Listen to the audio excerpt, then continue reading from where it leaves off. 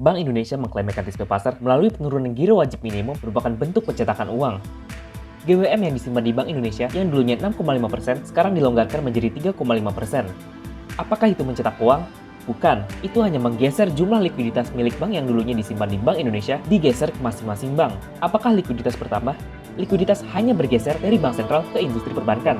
Jumlah likuiditas hasil penggeseran besar 503,8 triliun tersebut untuk kebutuhan restrukturisasi kredit sektorial mulai kredit ultramikro, kredit usaha rakyat, kredit kelas sedang, konsumer dan kredit korporasi. Apakah cukup?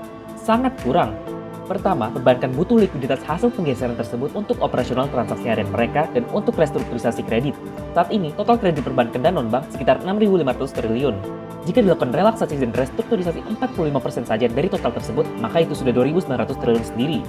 Kedua, tambahan modal kerja baru para debitur supaya bangkit dan melanjutkan operasional bisnis mereka sebesar 1.950 triliun yang berasal 30% dari 6.500 total kredit perbankan.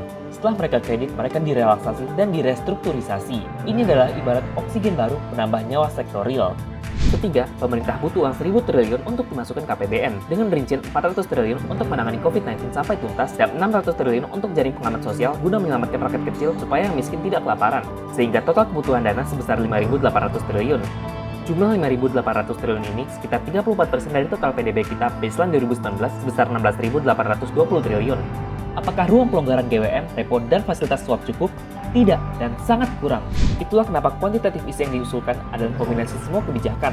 Berpikir dengan gambar besar yang solutif, desain ini harus dibuat oleh negara. Negara harus menjadi konseptor tunggal jalan keluar dari krisis akibat pandemi COVID-19 ini.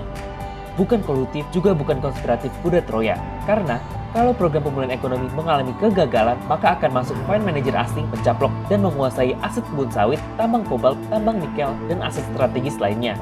Kalau figur-figur yang sekarang tidak akomodatif dan solutif, ya sulit negara akan keluar dari masalah krisis ekonomi akibat pandemi COVID-19.